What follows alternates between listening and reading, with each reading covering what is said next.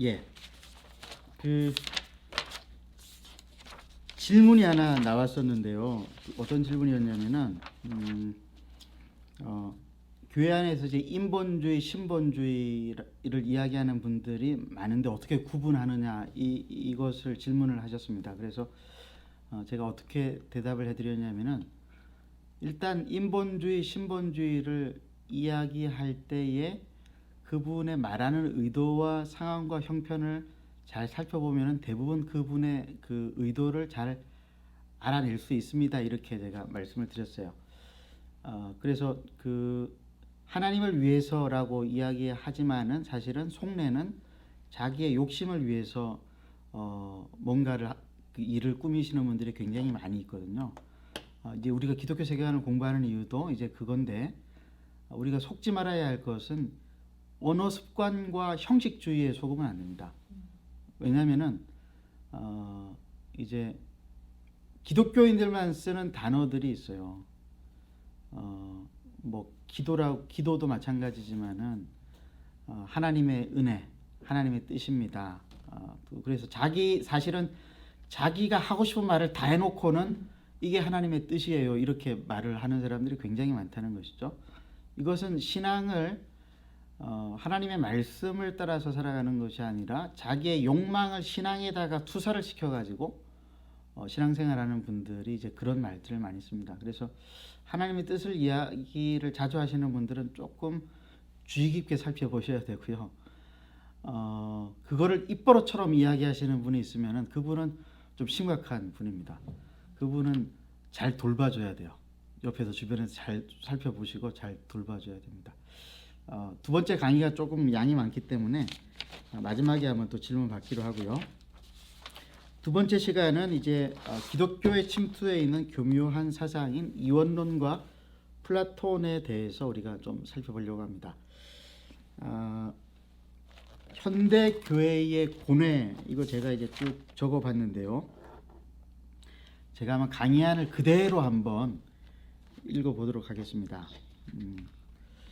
오래전부터 교회 안에는 말씀을 듣고 삶의 현장에서 그 말씀대로 순종하며 사람을 돕고 세상을 섬기는 신앙보다 예배에 참석하고 11조를 잘 내고 봉사를 열심히 하는 것으로 신앙을 드러내어야 한다라고 하는 다분히 율법주의적이고 공덕주의적인 신앙의 강요가 있어 왔습니다. 사람을 섬기고 돕는 것보다 내가 더 많이 기도하고 내가 더 많이 말씀을 보아야 하나님의 사랑과 은혜가 다른 사람보다 나에게 더 풍성히 내려온다고 생각하는 지극히 개인주의적인 신앙의 모습들도 횡행합니다.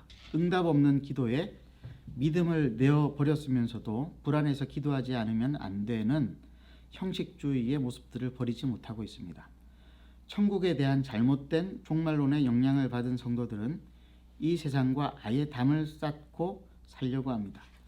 불신자들은 상종하지 말아야 할 천한 부류의 인간으로 취급되고 이 세상은 마지막 날 모두 불타 없어져 버릴 허무한 세상이니 아무런 관심을 둘 필요가 없다고 생각하며 사는 것입니다. 그러니 직장 생활이 무슨 의미가 있겠으며 문화와 예술을 어찌 긍정적으로 생각할 수 있겠습니까? 비즈니스는 밥 먹고 살기 위한 도구로 전락해버린 지 오래되었고 오직 기독교는 형식으로만 그들의 삶에 남게 있게 된 것입니다. 이런 비기독교적인 가치와 틀을 사도 바울은 배설물로 여겼는데 우리는 전통이라는 이름으로 아직도 내어버리지 못하고 있습니다. 아니 오히려 우리가 다음 세대에 물려주어야 할 위대한 신앙의 유산인 양 젊은이들에게 강요되고 있습니다. 그래서 많은 청년들이 이런 비기독교적인 가치들에 오염되어 있으면서도 이것이 잘못된 것이라고 생각하지 못하고 살아갑니다. 그 결과는 아집과 독선입니다. 율법주의와 세속주의에서 갈팡질팡하는 성도들 중에는 신비주의에 빠지는 분들이 꽤나 많이 있습니다. 세상에서 성공적으로 살아가고는 싶고 교회에서는 이원론적이고 율법적인 신앙의 강요를 받을 때 강한 종교적 체험을 추구하는 경향이 나타납니다. 기도만 하고 예배주의에 빠지다 보면 불건전한 종교적 체험을 경험할 때가 있는데 성경의 기준보다는 자기 위주의 신앙생활에 익숙해 있다 보니 자기 경험을 최상의 진리로 여기게 됩니다. 여기에 신비주의, 체험적 신앙의 위험이 도사리고 있습니다.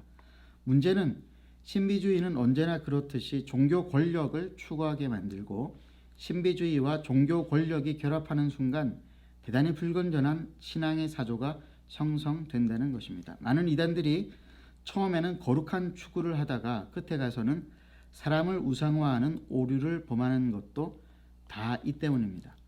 방언과 예언에 대한 로망, 치유와 기적적인 삶에 대한 추구, 꿈과 환상을 이야기하며 자기의 욕망을 투사하려는 심리 등 신비주의적인 신앙의 모습들은 성도들을 점점 더 현실과 동떨어진 삶으로 안내하고 있습니다. 그것은 초대교회에 나타난 영지주의자들과 다르지 않은 모습입니다.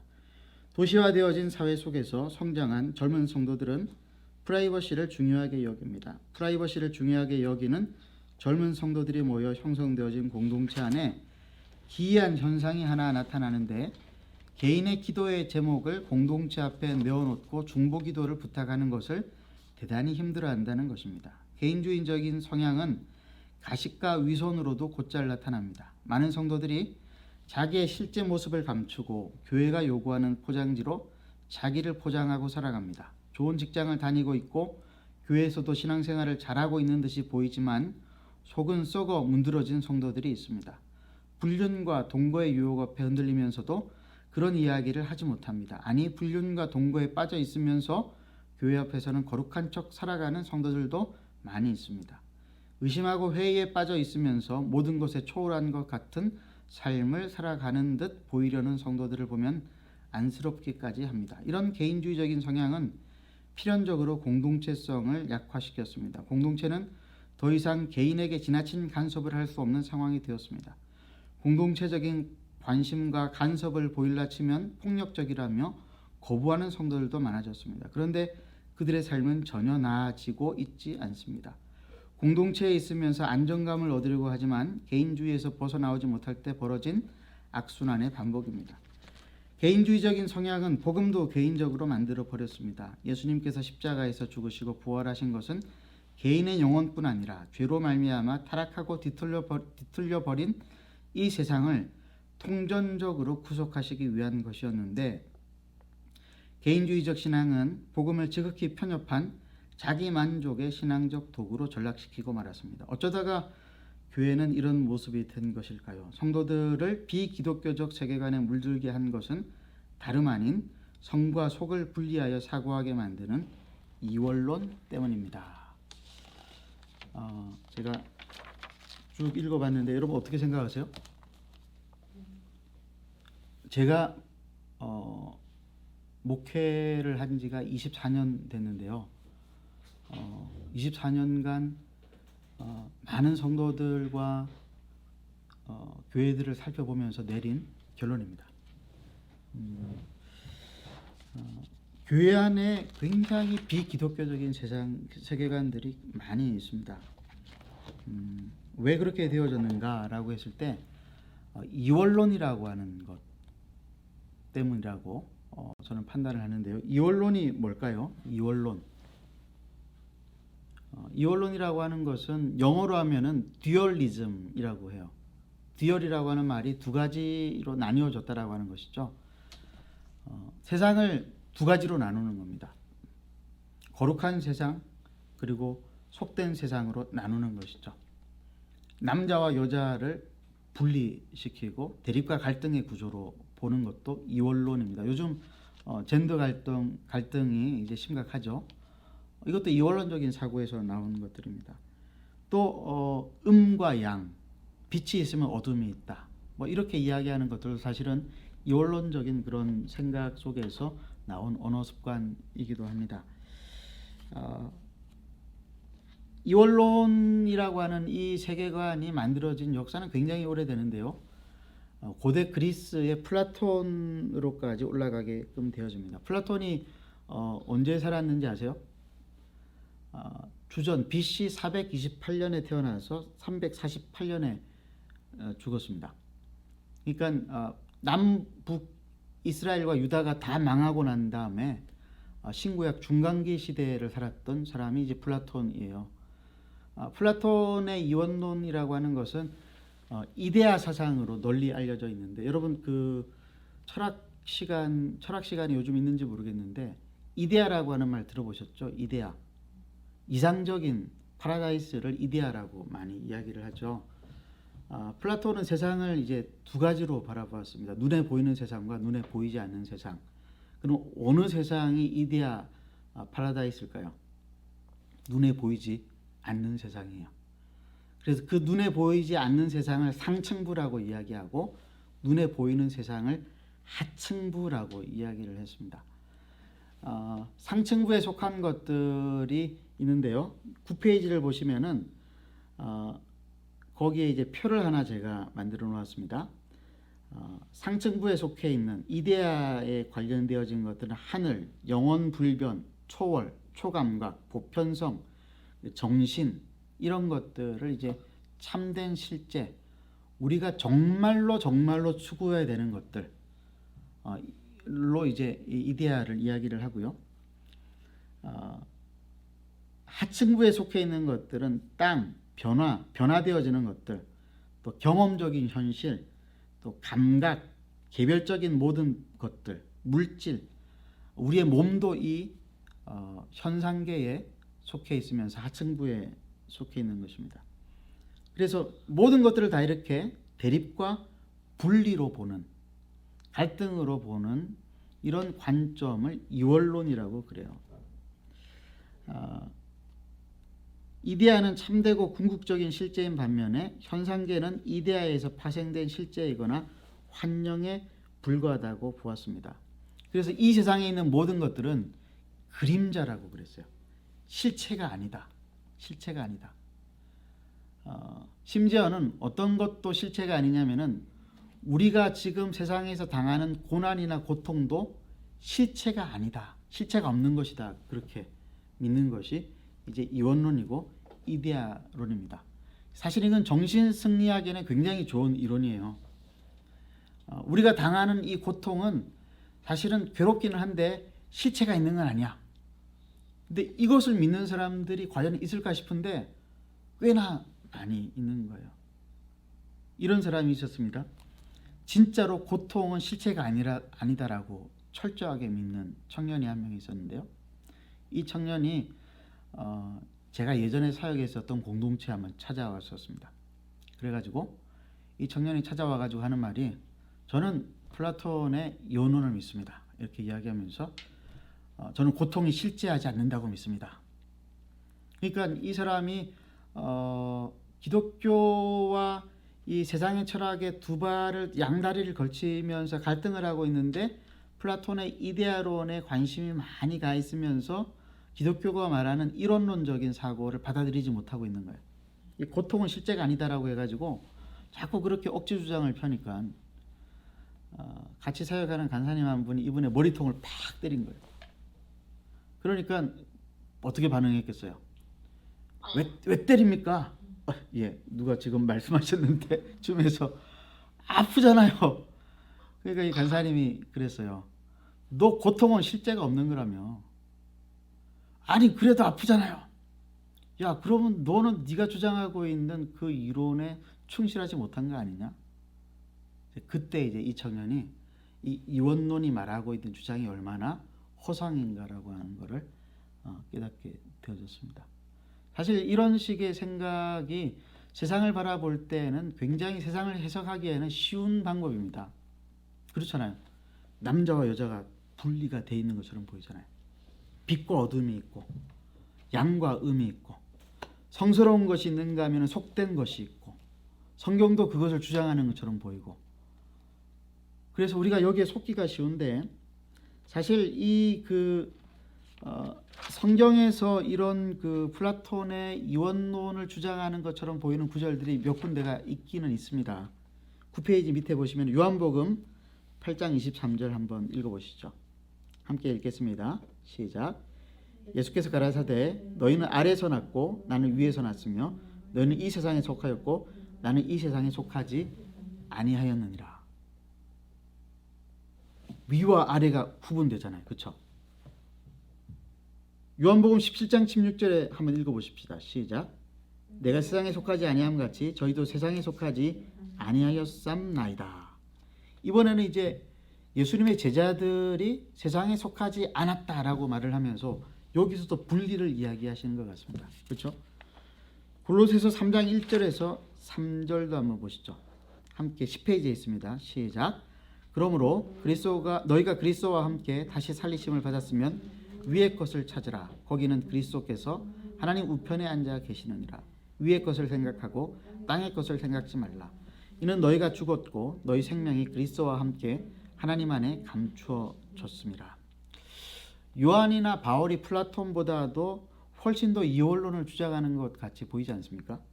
근데 여러분 깊이 살펴보면은 그렇지 않다라고 하는 것을 알 수가 있습니다. 이것은 예수님께서 죄된 세상과 하나님의 원래의 세상을 구분하시면서 설명을 하신 것이지 이 세상이 이 상태 그대로 가게 될 것을 이야기하고 있지는 않는 거예요. 나중에 우리가 좀 보겠지만은 이원론이라고 하는 것에 한계가 있는데 한번 찾아보도록 하겠습니다.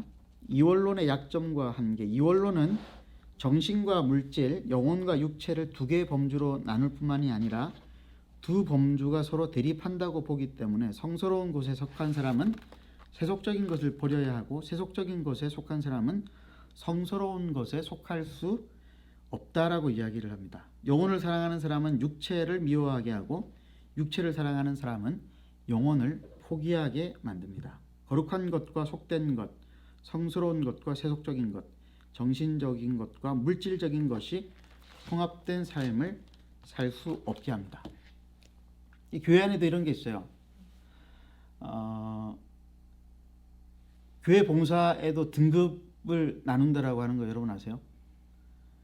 말씀을 가르치는 봉사는 소중한 것이고 교회 청소하고 그리고 이제 몸을 사용해서 교회를 섬기는 것은 그거는 조금 열등한 것이다라고 생각하는 생각이 은연중에 우리 안에 있습니다. 교회만 그런 게 아니죠. 이건 어디로부터 세상도 그렇게 이야기를 하잖아요. 직업에 귀천이 없다고 이야기하는데 그렇게 생각하세요? 정말 직업에 귀천이 없나요? 귀천이 있는 것처럼 보이는 게 세상의 실제 모습이란 말이에요. 그래서 그리스도인 부모님들이 자녀 교육을 시킬 때 굉장히 좀 조심해야 되는 것 중에 한 가지가 뭐냐면은 바로 이런 이분법적이고 이원론적인 사고방식으로 자녀들을 고지론으로 이끌어 가려고 하는. 그래서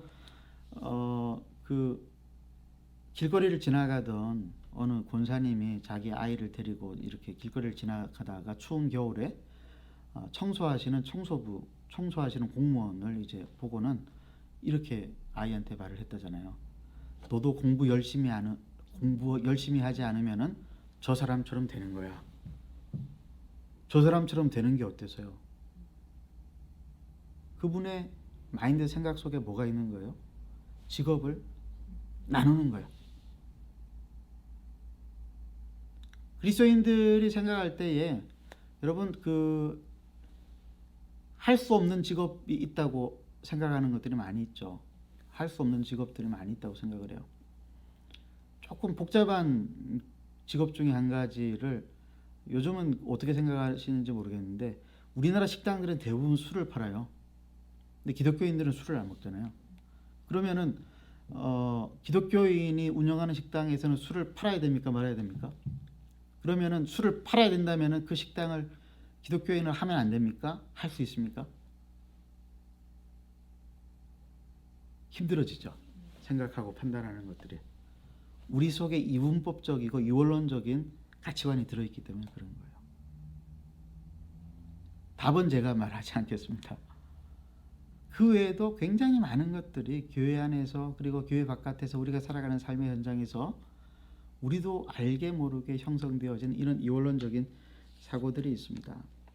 그러니까 교회가 여러분 두 가지 방향성이 있었는데요.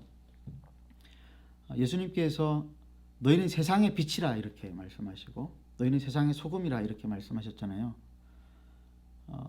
그 말은 무슨 말이냐면은 그리스도인과 교회는 세상 속에 있어야 된다라고 하는 것을 말씀하신 것이죠.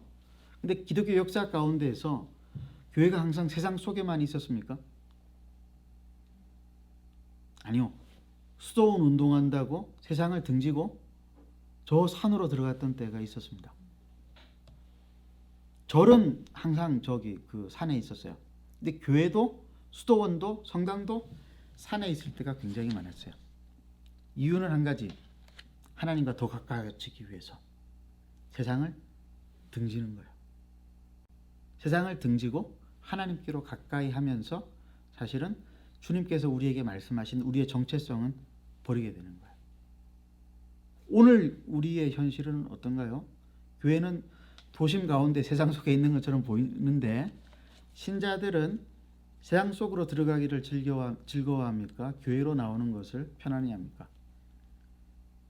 질문에 함정이 있어요. 세상 속으로 들어가는 것을 우리는 좋아합니까? 세상 속으로 들어가죠. 근데 별로 좋아하지는 않아요. 왜? 우리의 정체성과 이렇게 대립되는 것들이 너무 많으니까. 우리는 자꾸 교회로 이렇게 도망을 치려고 그래요. 이런 사고방식들이 우리의 영향을 미친 이원론의 영향 때문이다라고 하는 것을 우리가 알게 될 필요가 있는 것이죠. 한 걸음 더 나아가서 이원론은 삶을 모순에 빠뜨립니다. 인간의 삶은 두 범주로 분리될 수가 없어요. 그래서 영혼과 육체가 하나 뭉덩이로 이야기가 되어져야지 이것을 자꾸 나누려고 시도하는 것은 이원론적인 생각인 거예요. 영혼과 육체는 유기적으로 연결되어져서 분리가 될 수 없는데 우리는 이게 분리될 수 있다라고 생각을 한단 말이에요. 이건 역시도 잘못된 생각이라고 하는 것입니다. 밥은 외면한 채로 정신세계만 쫓을 수 없고 영혼의 소리는 듣지 않고 육체의 쾌락만 쫓을 수 없고 땅에 발을 딛지 않고 하늘만 바라보며 살 수 없습니다. 인간은 밥도 먹고 정신적인 활동도 해야 합니다. 육체의 필요도 채우고 영혼의 소리도 들어야 합니다. 땅에 두 발을 딛고 하늘을 바라보아야 합니다.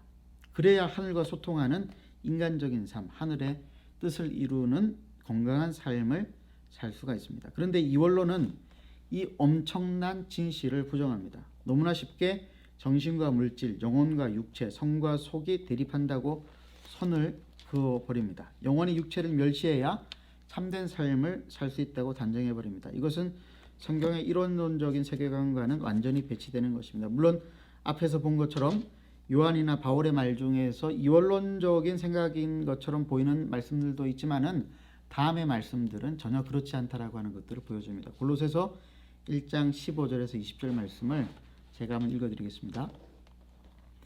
그는 보이지 아니하는 하나님의 형상이시오 모든 피조물보다 먼저 나신 이시니 만물이 그에게서 창조되되 하늘과 땅에서 보이는 것들과 보이지 않는 것들과 혹은 왕자들이나 주권들이나 통치자들이나 권세들이나 만물이 다 그로 말미암고 그를 위하여 창조되었고 또한 그가 만물보다 먼저 계시고 만물이 그 안에 함께 섰느니라.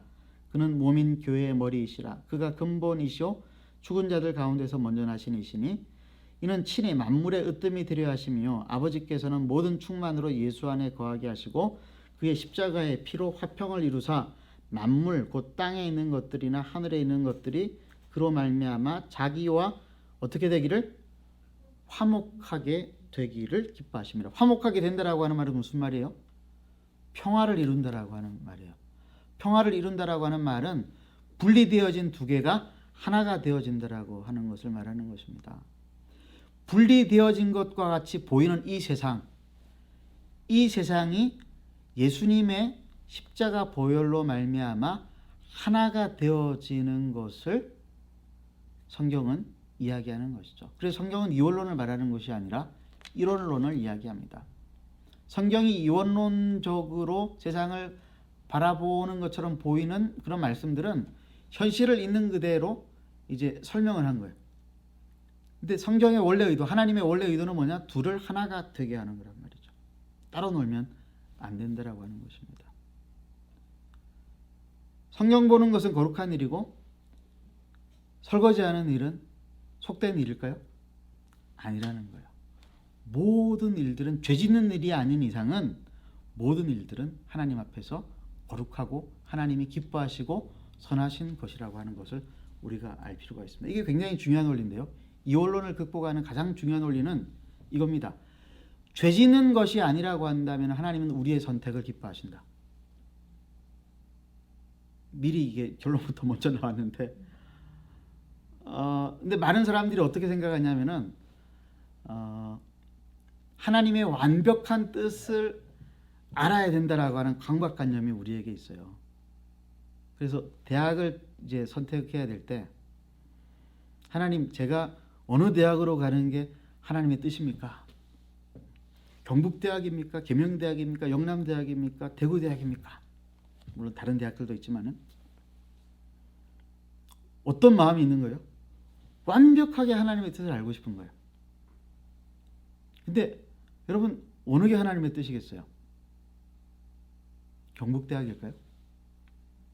그래도 대구 경북에서는 제일 수준 높은 대학이니까 거기를 졸업하면은 좋은 지위를 얻고, 그 좋은 지위를 가지고 세상을 유익하게 만드는데 더 하나님 나라를 위해 쓰임받지 않겠느냐, 이런 논리로 이야기하는 게 뭐라고요? 그게 고지론이라고 했단 말이에요.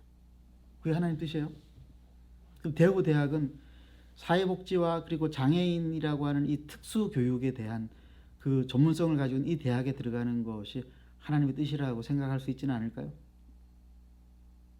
근데 진짜 하나님의 뜻은 뭔지 아세요? 하나님의 뜻은 내가 원하는 대로 가는 것이 하나님의 뜻이라고 하는 거예요. 왜냐? 대학을 선택하는 게 내 욕망이 아니라고 한다면, 죄를 짓는 것이 아니라고 한다면 하나님 그 선택권은 나한테 주신 거예요. 근데 우리는 이거를 진짜 하나님의 뜻이 있고 다른 것은 다 하나님의 뜻이 아니라고 하는 이분법적인 사고에 빠지게 되어지면은, 그럼 사람은 꼼짝달싹 못하게 되는 거예요. 자유를 누리지 못해요. 매이게 되는 거예요.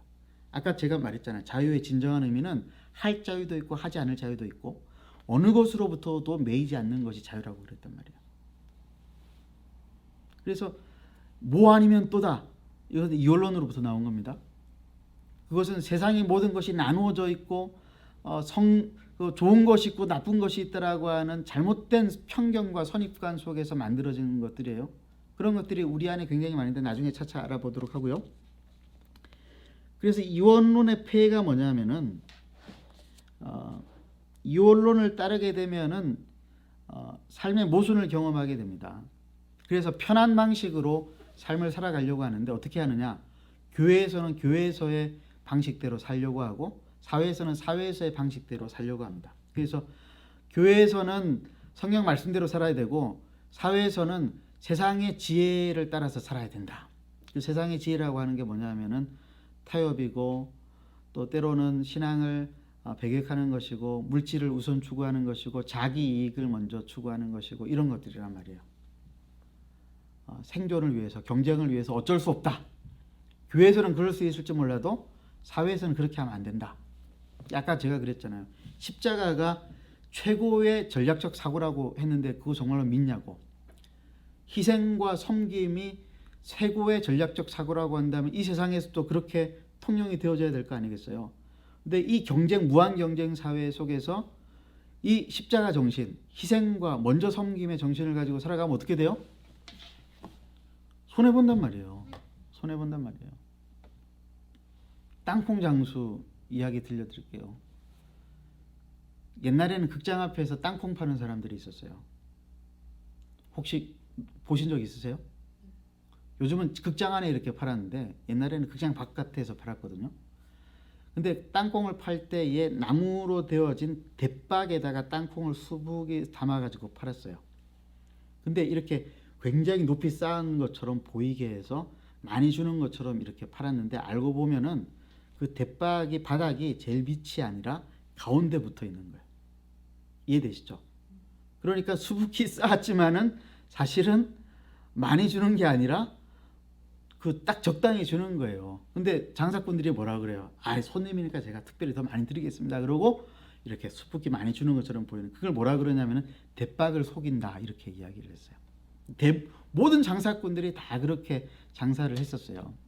근데 예수 믿고 변화된 한 땅콩 장수가 나는 대박을 속이지 않으리라. 성경 말씀대로 저울추를 속이지 말라고 했으니까. 그래가지고 대박의 저 기준을 중간이 아니라 바닥 원래대로, 원래 대박의 수준으로 이렇게 정상적으로 만들었어요. 그리고 난 다음에 이제 땅콩을 파는데 손님들이 아니 옆에서는 저렇게 수북이 쌓아주는데 수북이 쌓아주세요. 그래가지고 이렇게 수북이 쌓아줬어요. 정직하게 팔았죠. 정말 손님에게 많이 드리는 겁니다. 정말 진실 그대로 팔았어요. 정직하게 팔았단 말이에요. 어떻게 되었을까요? 이 사람? 예수 믿는 정직한 땅콩 장수? 망했어요. 망하는 거예요. 그렇게 팔면 망하죠.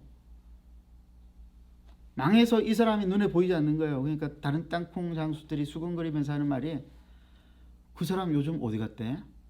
아, 망했대 글쎄. 아니 왜 망했대? 아니 예수 믿는다고 정직하게 살아야 된다고 그렇게 하다가 망했대.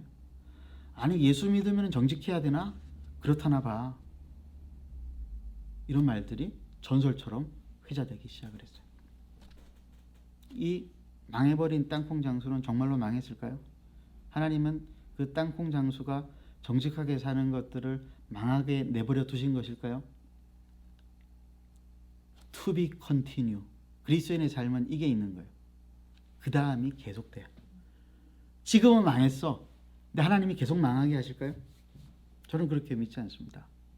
하나님께서 그 인생을 충분히 책임지신다고 믿습니다. 이 믿음을 가지고 어떤 일도 할 수 있는 게 그리스도인이란 말이에요. 그러니까 전략적 사고라고 하는 것이 어떤 것이냐? 하나님을 믿음으로 내 인생의 성공이 보장되어 있다라고 하는 것을 믿는, 이게 진짜 대박이고 로또 아닙니까? 당장은 눈앞에 손해를 본다 할지라도 내가 믿음을 따라 계속 살아갈 때 비록 이 세상에서 완전한 세상 사람들이 추구하는 성공을 하지 못한다 할지라도 기꺼이 나는 믿음의 표현들을 하면서 살아가겠다라고 주장을 하고 행동을 하면서 살아갈 때에 하나님께서 그 인생을 천국에서 보셨을 때 어떻게 칭찬을 해주실까? 너 실패했구나, 내가 위로해 줄게, 이렇게 말씀하실까요? 아니면은 잘했다, 착하고 충성된 종아, 이렇게 말씀을 하실까요? 굉장히 다른 것이죠. 여러분, 그래서 이원론은 우리로 하여금 이중적이고 위선적으로 살아가게끔 몰아갑니다. 세상에서는 세상의 방식이 있어. 근데 성경은 이야기해요. 하나님은 나누어진 세계가 하나 되기를 원한다. 그 방법이 뭐냐? 보여주는 거예요. 우리가 그 삶을 보여주는, 기독교 세계관을 배우는 이유가 뭐냐? 정말 성경이 이야기하고 있는 바가 진리다라고 하는 것을 우리의 삶으로 보여주기 위해서 기독교 세계관을 공부하는 거예요. 제가 이까지 이야기를 해도 제가 가르쳤던 청년 중에 어떤 한 청년은 목사님 대단히 멋있어 보이고 간지나 보이지만은 저는 그렇게 살기 싫어요 하고 도망가는 청년들이 많았습니다. 정말 일원론적으로 산다는 것은 얼마나 힘든 일인지 모릅니다. 그런데 우리는 그렇게 살아야 되겠죠. 갈 길이 먼데 지금 교회 안에 들어온 이원론의 역사, 요것들을 이제 정리하면서 질문들을 좀 받겠는데요. 사실 이런 이원론적인 이 플라톤의 사고방식들이 교회에 들어오게 되어진 계기가 있습니다. 왜냐하면은 예수님께서 태어나실 때의 로마 황제는 아구스토였단 말이죠. 로마의 초대 황제. 그리고 이제 그 다음에 예수님께서 태어나신 이후에 공생애를 사시는 기간도 대부분은 로마 시대였었어요. 로마 시대에는 플라톤과 아리스토텔레스의 헬레니즘의 사고관과 가치관이 베이스가 되는 철학이 있었습니다. 물론 로마에 수많은 이교적인 우상 숭배 문화와 철학이 있었지만은 이 로마가 그리스를 정복하게 되면서 헬레니즘 세계를 정복하면서 로마의 가장 큰 장점은 받아들인다라고 하는 것이거든요. 정복했다라고 해가지고 다 폐쳐가는 게 아니라 좋은 것들을, 장점들을 받아들였었어요. 그리고 그리스의 헬레니즘 문화, 가치, 철학들, 플라토니즘과 아리스토텔리즘을 다 받아들였어요. 이원론도 받아들인 거예요. 그러면서 이제 교회가 시작되어지는 그 시기에 플라톤의 이 이원론이 세상을 지배하는 시대 정신이자 철학이 되어졌던 거예요. 그래서 교회가 생기면서 교회에 영향력을 끼치는 지도자들이 많이 나오기 시작을 했는데 그분들이 대부분 어릴 때 배웠던 사고방식과 철학은 뭐였겠습니까? 예수님을 믿기 전에 배웠던 플라토니즘, 이원론이라고 하는 것이었단 말이에요. 그래서 충돌이 일어나잖아요.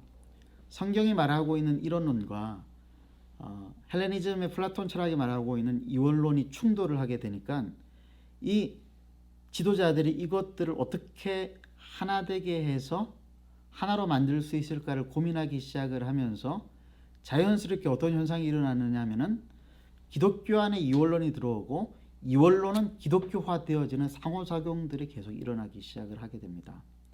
철학과 신학이 서로 융합이 되어지기 시작을 합니다. 그런 시도들을 계속 해내요.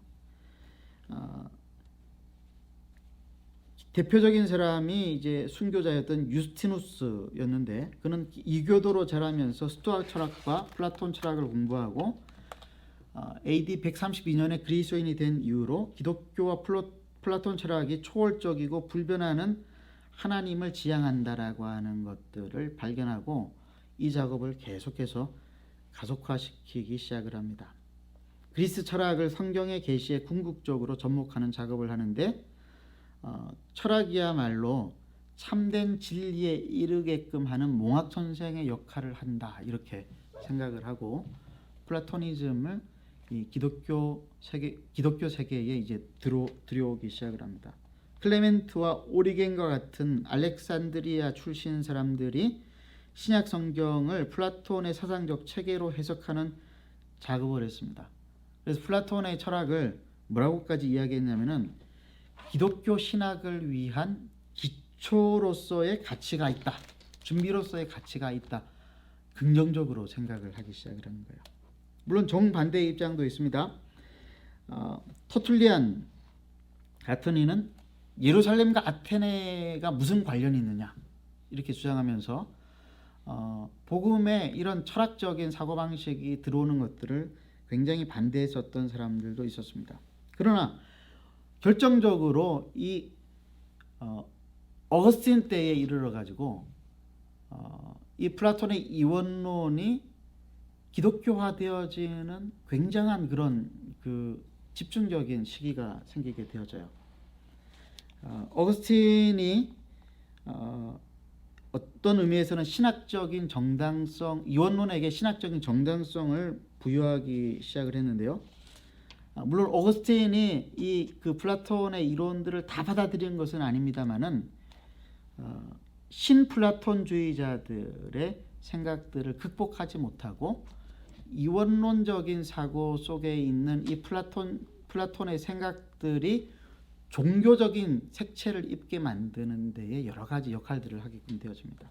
신플라톤주의는 뭐냐면은 철학적인 플라톤주의에다가 종교적인 색채를 가미를 시키는데 이데아가 추구하는 궁극적인 목표를 하나님이라고 이야기를 하는 거예요. 사람들이 철학적으로 완벽한 세상을 향하여서 나아가야 된다라고 이야기를 했더라고 한다면은 오스틴 때 와가지고는 이 플라톤이 이야기했던 이 이데아가 궁극적으로 가리키는 것은 이제 하나님이라고 보았던 것이죠. 철학이 종교적인 색채를 이렇게 같이 업게 되어지면서 특별히 하나님의 도성이라고 하는 책을 통해서 이제 세상의 도성과 하나님의 도성을 분리하면서 서로 간에 비교하는 가운데에서 로마가 왜 무너졌는가에 대해서 이제 어거스틴이 설명을 하는데 그 방대한 책을 전체를 도회하는 도구로서 이 이원론을 사용하게끔 되어집니다. 분리되어진 세상이 있다라고 하는 거예요. 그리고 하나님의 나라가 이 땅 가운데 이제 세워져야 된다라고 하는 그 대전제를 이야기하는데 형식은 플라톤주의의 형식을 빌어왔던 것이죠. 이런 식으로의 이 플라톤주의가 기독교 안에 들어오면서 어디까지 가게 되냐면은 중세시대 토마스 아퀴나스까지 이어지게끔 되어지는데 이 토마스 아퀴나스 때의 신학대전이라고 하는 책을 통해서 중세 신학의 베이스가 만들어지는데 이원론을 통해서 형성되어진 성과 속이 철저하게 분리되어진 카톨릭이 추구하는 그런 세상이 만들어지게 되어진 거예요. 중세시대의 가장 큰 폐해가 뭐였습니까? 사제와 평신도가 완벽하게 구분이 되어 있었죠. 교황이 모든 정권을 행사를 했었어요. 심지어는 교황이 왕들도 임명을 할 수 있다라고 그렇게 주장을 했었어요. 그게 이제 카노사의 굴욕이라고 하는 그 중간에 나오는 이야기가 있는데, 교황 그레고리오 7세가 신성 로마 제국의 하이니스 4세를 무릎을 꿇리는 유명한 사건인데요. 하이니 4세가 교황이 왕을 임명하는 그 권한을 반대해 가지고 이렇게 반대 성명을 내니까 교황이 이 사람을 완전히 파면을 시켜버려요. 근데 이 하이니 4세가 다른 제후국들의 그 배경을 업고 교황의 전면에 도전을 했는데, 결국 최종적으로 결론이 어떻게 났냐면은 교황권을 이기지 못하게 되면서 교황의 권력이 훨씬 더 강화하게끔 되어집니다. 그래서 중세 카톨릭이 추구했었던 하나님의 나라는 사제들의 나라, 성과 속이 완전히 분리되어진 나라, 정말 성경이 이야기하는 그런 하나님의 나라가 아닌 특권층의 그런 부패와 타락이 일상이었었던 그런 모습 가운데에서 종교개혁이 일어나게끔 되어지지 않습니까? 그래서 그런 맥락과 배경 속에서 이 이원론적인 세계관과 가치관들이 개신교에도 영향력을 미치기 시작을 하고요. 이런 과정을 통해서 이원론은 점차 기독교화되었고, 기독교 또한 점차 이원론화되어졌습니다. 처음에는 플라톤의 이원론 철학이 기독교 복음을 설명하는 도구에 불과했지만, 교회 안에 들어와 자리를 잡고 기독교 복음의 개념을 규정하게 되면서 점차 교회의 신학을 지배하게 되었습니다. 결국 이원론은 기독교 신학과 사상에 깊이 뿌리 내리게 되면서 아예 기독교적인 전통으로 굳게 자리 잡아 버렸습니다. 교회가 서구의 중세 천년을 지배한 것이 사실입니다만, 교회의 신학을 지배했던 것은 예수님의 말씀이 아니라 플라톤과 아리스토텔레스의 생각과 가치관이었습니다. 그러면 우리는 어떻게 해야 될까요? 이것들 분별해내는 분별력을 길러야 되겠죠. 성경에 나타나 있는 예수님의 진짜 속마음을 알아야 되겠죠. 우리 속에 습관과 전통이라고 하는 이름으로 들어와 있는 공덕주의, 율법주의, 신비주의, 도덕윤리주의, 개인주의, 잘못된 종말론에 영향을 받은 직업관 등을 우리는 배격하고, 기도, 성경공부, 예배, 전도, 선교, 교회 봉사는 주님의 일이라고 생각하고 나머지는 주님과 상관없는 일이라고 생각하는 생각들을 배격하고, 세상을 등지는 것이 아니라 세상 속으로 들어가야 하고, 십자가를 지고 세상으로 나아가야 되는데 우리는 세상을 등지고 십자가로 나아가는 이러한 경향성들을 우리는 반대해야 하는 것입니다. 그래서 독일 루터교 신학자 칼 브라텐이라고 하는 사람이 있는데요. 이분이 현대 선교 신학에서 악령의 역사가 있다 이렇게 이야기를 하면서 5가지 현상을 악령의 역사라고 이야기를 했습니다. 한번 제가 읽어보겠습니다. 첫 번째, 악령은 종교가 비역사적 신비주의로 은둔하도록 유혹한다. 두 번째, 하나님의 말씀의 창조적인 능력보다 개인의 주관적인 체험을 주장하도록 유혹한다. 세 번째, 교회로 하여금 사회로부터 분리됨으로써 자기 안전을 누리도록 유혹한다. 네 번째, 율법주의적인 도덕관을 가지게 하여 인간의 자유를 추구하기보다는 법에 복종함으로써 현실에 안주하도록 유혹한다. 다섯 번째, 선민의식에 빠져서 민족주의에 사로잡히도록 한다. 사실 오늘날 보이고 있는 그 현대 신자들의 부정적인 모습들은 여기에 다 해당된다고 볼 수 있습니다. 하나님의 말씀대로 믿는 믿음이 아닌 자기가 원하는 것이 이루어지는 것을 믿는 것을 믿음이라고 생각을 하죠. 욕망이 투사되어져서 자기가 원하는 것들을 추구하는 것을 기도라고 이야기하는 경우들이 많이 있습니다. 또 내가 경험한 것들만이 절대고 다른 경험과 다른 이론들은 다 틀렸다라고 이야기하는 배타주의도 사실은 악령으로부터 나온 것이라고 볼 수 있는 것이겠죠. 우리가 분별을 해야 되지만은, 그리고 성결해야 되지만은 분리되어서는 안 되는 것입니다. 세상으로부터 우리가 우리 자신들을 거룩하게 구별은 해야 되지만은 우리가 완전히 분리되어서는 안 되는 것이 성경의 가르침이죠. 근데 자꾸 사람들은 세상 사는 것이 예수 믿고 믿음대로 살아가는 것이 너무 힘드니까 자꾸 세상으로부터 분리되려고 하는 거예요. 은혜 받았다 그러면은 옛날에는 신학교 간다 그랬어요. 저한테도 얼마나 많은 청년들이 신학교 가겠다고 찾아온 사람들이 많았는지 몰라요. 그래서 가지 말라고 그랬어요.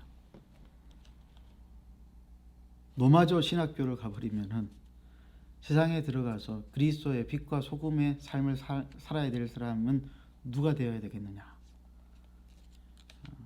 사실 그래서 우리가 이제 3강, 4강, 5강, 6강 속에서 사실 굉장히 제한적인 주제를 다루게 되지만은 중요한 주제들 속에서 그리스도에 있는 이런 상황 속에서 분립과 갈등 상황 속에서 어떤 생각과 가치관을 가져야 하는가, 이것들을 우리가 살펴보게 될 것입니다. 강의는 여기까지 하고요. 질문 받도록 하겠습니다.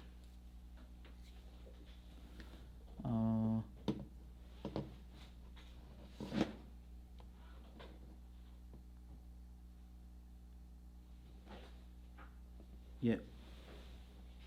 혹시 줌에서 이게 모든 음소거가 이게 잠시만요.